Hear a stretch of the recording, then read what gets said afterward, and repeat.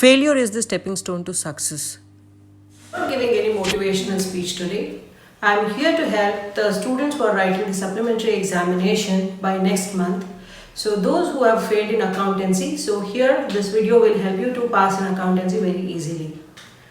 So in the month of September, you have the supplementary examination. I think already you might have got the timetable as per the PU board. So in this video, as I already told, I am here to help you to understand how to learn, how to prepare for the supplementary examination, and with a very less time, how you can pass in the examination. So here if you can observe, I have first mentioned the question paper pattern. So this is a very familiar question paper pattern to all the PU students. So we have 5 sections in the question paper. Section A is for 1 mark question. So 1 mark question, you are supposed to answer 8 questions. See, these are the options what I have written in the bracket. So options are more in numbers. So that is where you people can definitely take the advantage. You can limit your portions, and accordingly if you learn, nobody can stop you by passing in the examination. Section B, it is all 2 mark question. So you are supposed to answer 5 questions, but the options are 8 in numbers. Section C is all 6 marks problems. You're supposed to answer 4 problems here, which will get you 24 marks, but the number of options, if you can see, it is 7. So you're supposed to answer only 4. So definitely you can understand which are the important chapters, from which chapter you get the 6 marks problem, and accordingly if you learn, definitely it will be very easy to get the marks. The same way, section D, it is all the 12 mark problems again. So 4 problems you're supposed to answer. See, you will get 48 marks. So if you answer only the 12 mark problems in section D, definitely you can pass. To pass, you need to get only 35 marks. So 7 options are there. Again, you're supposed to answer only 4 out of it. And then comes section E. Section E, it is a practical oriented question. We have a very limited number of practical oriented questions. As per the syllabus, as per the portions, whatever is there in the second PUC accountancy, the practical oriented questions are parted into 3. So from each part, 1 question will be expected, and again 3 will be the option. Students are supposed to answer only 2 out of it. Before you begin with learning, it is very important that you need to understand the weightage of chapters. Once if you know the weightage of chapter, as already you are aware of the question paper pattern, you can select the easiest chapter, and by practicing the same chapter, definitely you can clear the examination. The very first chapter is accounting of non-profit organization. So from this particular chapter, 1 mark question can be expected, 2 mark question, and there will be a 12 mark for sure. The very first question in the section D will be from the non-profit organization, and you can also expect 1 POQ, practical oriented question, for 5 marks. And coming to the second chapter, that is the partnership accounting fundamentals. From this chapter again, 1 mark question can be expected, 2 mark question, and a 6 marks problem can be expected. So generally the 6 marks problems will be on calculation of interest on drawings, profit and loss appropriation account preparation, or on calculation of guarantee of profit. And again from this chapter a POQ can be expected. And then comes admission of a partner. See, from admission and retirement, the weightage of chapter goes like this. So 1 mark question can be expected, 2 mark question, and there will be a 6 mark problem, and there will be a 12 mark problem. So either on any of the chapter. If the 6 mark problem is on retirement, then the 12 mark problem will be from admission. Next comes death of a partner. Generally the retirement and death is given as 1 chapter in the textbook. To make you people understand the weightage of the chapter, I have separated it and I have shown as a separate chapter here. From the death of a partner, you can expect 1 mark question, 2 mark question, and 6 mark problem, and 1 POQ from this chapter. So you can see already I have mentioned 3 POQs, and comes the last chapter here, that is dissolution of partnership firm. The easiest chapter to understand, to solve the problems, with a very limited number of adjustments, and very easy to solve. No much calculations required, no much adjustments will be there in dissolution. So from this chapter again 1 mark question can be expected, 2 mark question can be expected, 12 mark problem for sure. There will be 12 mark problem from this particular chapter. That's all, and no POQs are expected from this chapter. So this is the weightage of the part A. Now let me explain you the weightage of the part B chapters. So here in the part B, the first chapter is accounting of shares. So here it is all the journal entries what you people are supposed to make on issue of shares. So very easy problem to understand. Again, a 2-mark question can be expected, and for sure there will be a 12-mark problem. A very easy chapter again. So there will be 9 entries which is inclusive of 3 compound entries, and if you are done with those entries passing, then you get your 12 marks very easily. So I already mentioned 2 chapters as very easy. One is dissolution and the other one is issue of shares. So next one, issue and redemption of debenture. This chapter is quite similar to the previous chapter, but here instead of issue of shares, it is the debentures which are issued to the public. And again here we also make entries on the redemption of debentures. Even the redemption of debenture entries are very easy if you understand. And other than cash, issues are also there for 6 marks. Even that is very simple and easy to understand. So the weightage of this chapter is, there will be a 1-mark question, 2-mark question, 6-mark problem, and there will be a 12-mark problem as well. Say suppose if they give problem on issue of debentures, then it is like if you practice for the previous chapter, you can solve the problem on this also. The next chapter is the 3rd chapter of part B, financial statements of company. So previously it was a very lengthy chapter. Now they have made it as very simple one for the latest syllabus for the current batch. So from this chapter again 1-mark question, 2-mark question, and 1 6-mark problem plus 1 POQ is expected. And then comes analysis of financial statements, the easiest chapter again. So here you get 2 types of analysis, horizontal analysis and vertical analysis. We also call it as comparative statement and common sense statement. Very easy to prepare and understand. If you follow this chapter again, you can get 12 mark very easily. So the weightage of chapter, 1 mark, 2 mark and 12 mark. And there is a possibility of getting 1 POQ here from this chapter. And then comes accounting ratios. So from this chapter again 1-mark question is expected, 2-mark question is expected, 6-mark problem is expected on current ratios, and there will be a 12-mark problem as well. So even this is an easiest chapter if you're really good at math, if you're good at substituting the values and remembering the formulas, you can give a try with accounting of ratios. The last chapter is cash flow statement. So from this chapter 1-mark, 2-mark question and a 6-mark problem and a POQ can be expected. So this is the chapter wise weightage. Now I'll mark the important chapters for 12 marks which you need to practice for solving the problems from these chapters. So for 12-mark chapters are, first one is dissolution of partnership. So there will be a compulsory question on dissolution of partnership form. There will be 1 problem for sure on this. And again, as I already told you, accounting for share capital, issue of shares. So another easiest chapter. Even for an average student who cannot understand accountancy, these chapters, these problems definitely will help them in getting good marks in the examination. And one more is analysis of financial statements. You can make note of this. So these are the 3 chapters which will definitely help you people in getting the best marks in the examination. I am writing here the chapters what we have selected for the 12-mark problems. So D section or the section D, it is for the 12-mark problems. The chapters what we have selected is dissolution,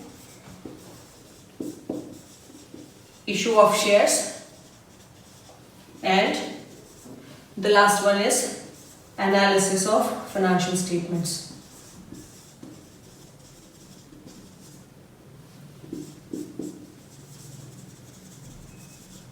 So here in the section D, 3 problems are selected. So you people can expect 36 marks. Even if you partially solve the problem properly, you people will end up by getting around 20 to 25 marks. Now let us see the section C, that is the 6-mark problems. So for 6 marks, I'll make a tick mark here so that people don't get confused. The first chapter what I suggest you to go with is the fundamentals of partnership. From this particular chapter you can expect 1 6-mark problem for sure, and problems on this particular chapter is very much simple and easy to understand. And again you can take problems on admission and retirement. So here the ratios what we need to calculate, like sacrifice ratio, gain ratio and new profit sharing ratio. With the help of formulas it will be very easy and simple to calculate and get 6 marks from this. And one more, you can expect a 6-mark problem on death of a partner, on preparation of executor's account, or on deceased partner's capital account. Even that is an easiest chapter for 6 marks what we can consider. So 3 problems can be expected from these 3 chapters. I am writing it here. So partnership fundamentals, and then sacrifice ratio, gain ratio, new profit sharing ratio, and then comes the deceased partner capital account or executor's account.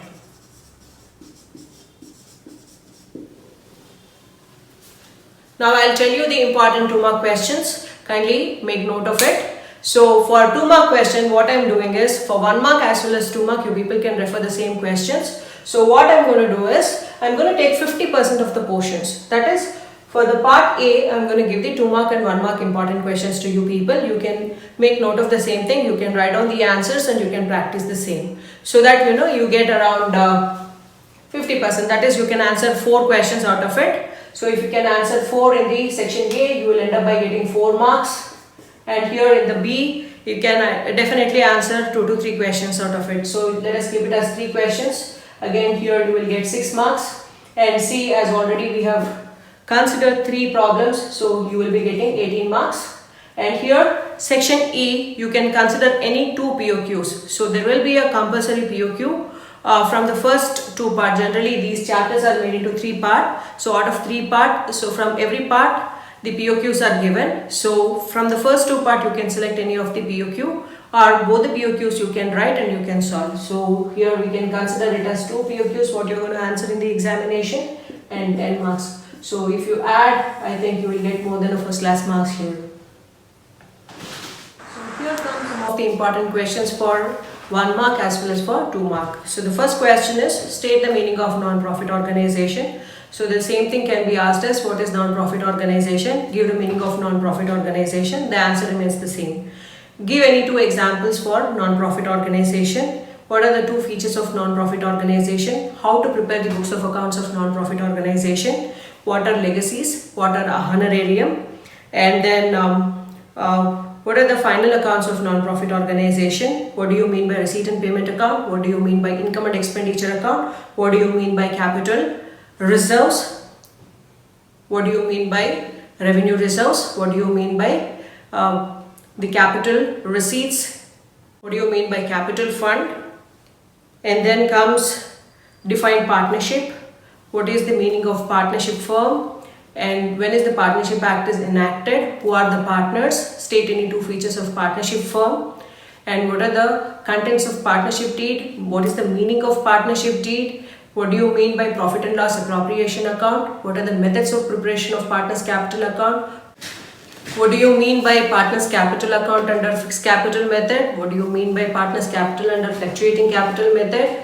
When is the partner's current account prepared? And then comes guarantee of profit. What is guarantee of profit?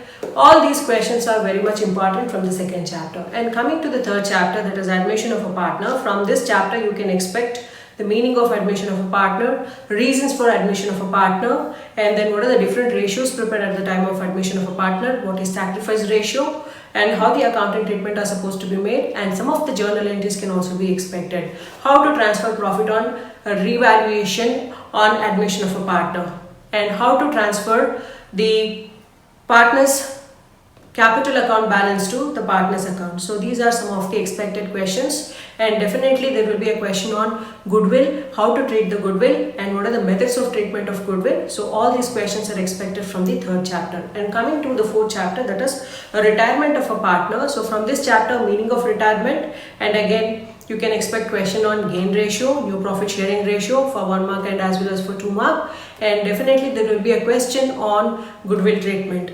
And again, journal entries questions are also very much important from this chapter. So after this, the next chapter is death of a partner. From this chapter, you can expect question on the executor's account, meaning of executor's account, and how to close the executor's account. So these are the most frequently asked questions what you people can observe in the previous examinations also.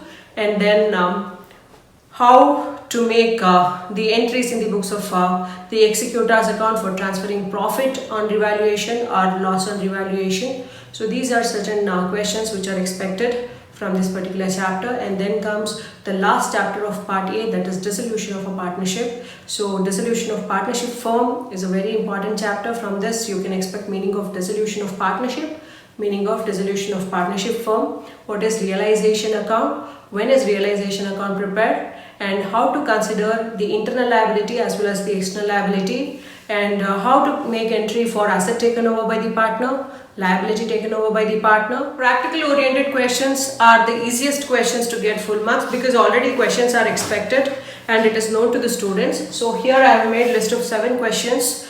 There are more questions in the textbook, but here I have taken only the 7 questions by keeping the supplementary students in mind. So the first question can be on classification of revenue and capital items, the most frequently asked question. If you know how to classify the revenues and capitals, definitely it is very easy to write down the same thing and practice the same thing if you don't know. And next one is rule to be followed in the absence of partnership deeds. So here if you write no for all the 5 points, you will get 3 marks. But don't do that. It is very simple and very easy. Practice, definitely you can write the answer for this also. And then comes preparation of profit and loss appropriation account. Generally they expect you to write 5 imaginary values. To the credit side you can write the net profit balance, and then you can write the interest on drawings. And to the debit side you can write interest on capital, salary or commission to the partners, and then you can balance whatever the difference is there can be transferred to the partner's capital account. The same way they can ask you to prepare the 2 partners capital account under the fixed capital method or under the fluctuating capital method. So under fluctuating capital method you may have to prepare only one account, that is the partner's capital account, and under the fixed capital method you have to prepare 2 different accounts. One is for partner's capital account and another one is the partner's current account. And then comes the executor's loan account with 2 installment. So this is the most frequently asked question in the previous examination. So you can definitely expect this question in the examination as well. And then the last but one question is related to preparation of income statement or position statement. Only the pro forma they may ask you to write. Sometimes they may ask you to write with the imaginary figures. The last question is preparation of comparative or common size statement. Even here they may ask you to prepare the statement and write the imaginary values. Sometimes they may ask you to write only the pro formas. So these are the 7 important questions. If you are very lucky you may get 3 questions out of it, and otherwise also definitely there will be 2 questions what you can expect from here. If you practice this you will end up by getting the 10 marks very easily.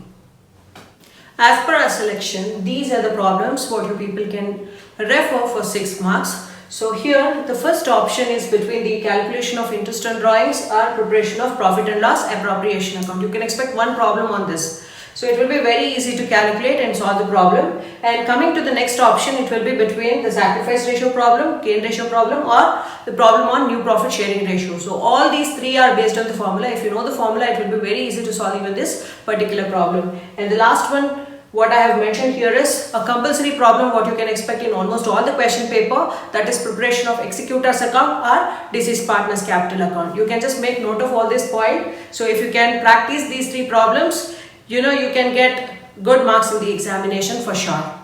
Section D is a section which decides your results. I mean to say that if you solve any problem in this section, then only you can pass in the examination. Without solving any problems in this particular section, that is 12 mark problems, definitely you cannot pass in accountancy. So as I already mentioned, these are the 3 important chapters, the easiest chapters, and even the problems on this particular chapters are very easy. So first one is dissolution of partnership. So here from this chapter, definitely there will be 1 problem, and preparation of the solution is also very much simple by looking at the question or looking at the problem. So here you need to prepare 3 accounts, a realization account, and then comes the partner's capital account, and then comes cash or bank account. So it is very easy to prepare the answer here. So here you need to keep in mind about certain things while solving the problems on dissolution of partnership. The first thing is to identify the internal liabilities and external liabilities, how to make a proper treatment for internal liability and external liability,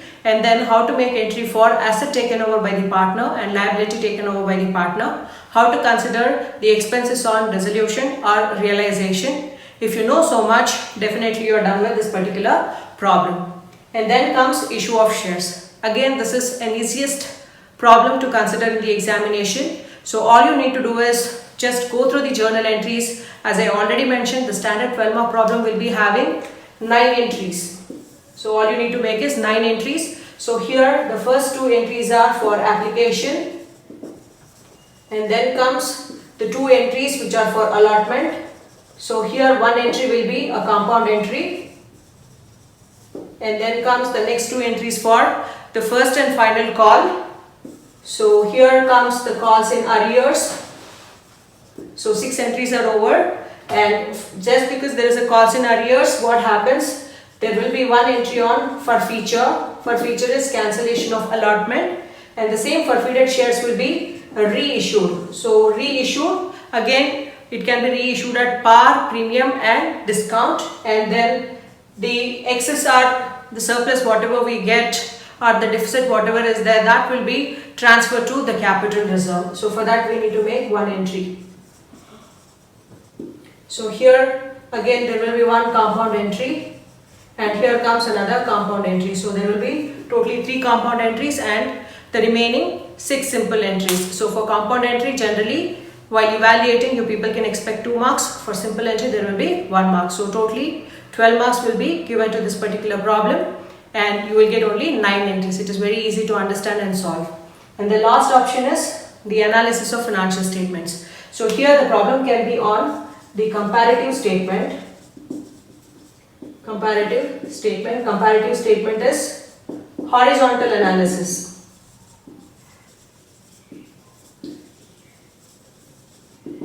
And then it will be on the common size statement. So generally the problem will be on the preparation of position statement only, that is the balance sheet.